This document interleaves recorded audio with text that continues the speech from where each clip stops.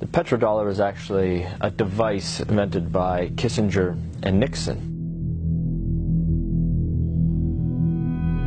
The standard of living of all Americans can be traced back to here, the vast oil-rich deserts of Saudi Arabia. In the early 70s, after the Arab crisis happened with the oil embargoes, OPEC basically tripled the price of oil to the Western world. And at that time, America realized that they were vulnerable because they were importing about 70% of all the oil they consumed.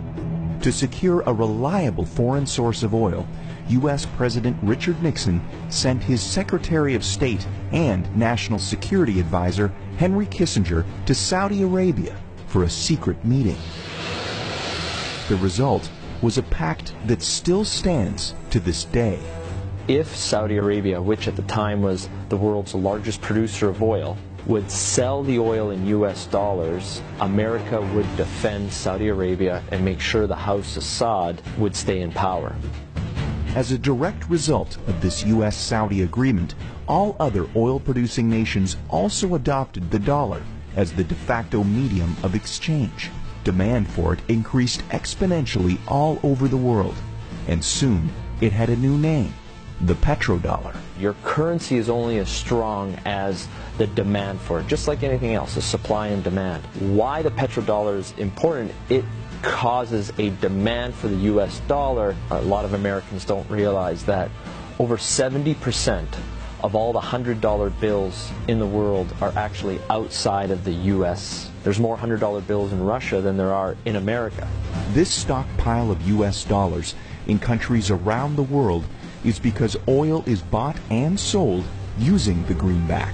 If oil starts trading in non-petrodollars, such as gold or a basket of currencies, or if China and Russia start trading in yuan and ruble rather than US dollars, that demand isn't there.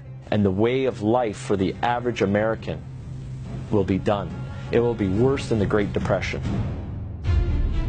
To date, anyone who's potentially threatened the status of the petrodollar hasn't fared well. Libyan strongman Muammar Gaddafi publicly pushed for a Pan-African gold-backed currency that he would trade for Libya's oil. He was killed during a US-backed revolution in 2011. And just a few short years before, Iraqi dictator Saddam Hussein advocated selling oil for euros.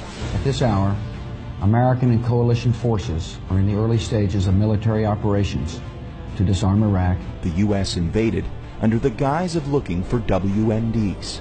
Iraq did not have any weapons of mass destruction, and interestingly enough, after the Americans invaded, took over, put in their own government, the whole concept of selling oil in euros never surfaced again. Today, many countries resent the current petrodollar system, and their leading spokesperson is none other than Russian President Vladimir Putin. Americans should be very worried about what Putin can do. There is a new Cold War going on. It is the Colder War. That is exactly what's going on. And who's in the center of this push? Vladimir Putin. And the petrodollar is so crucial to the Colder War. The only thing holding America right now at the top is the petrodollar. And let me make it very clear. If the petrodollar dies, so does America as a superpower.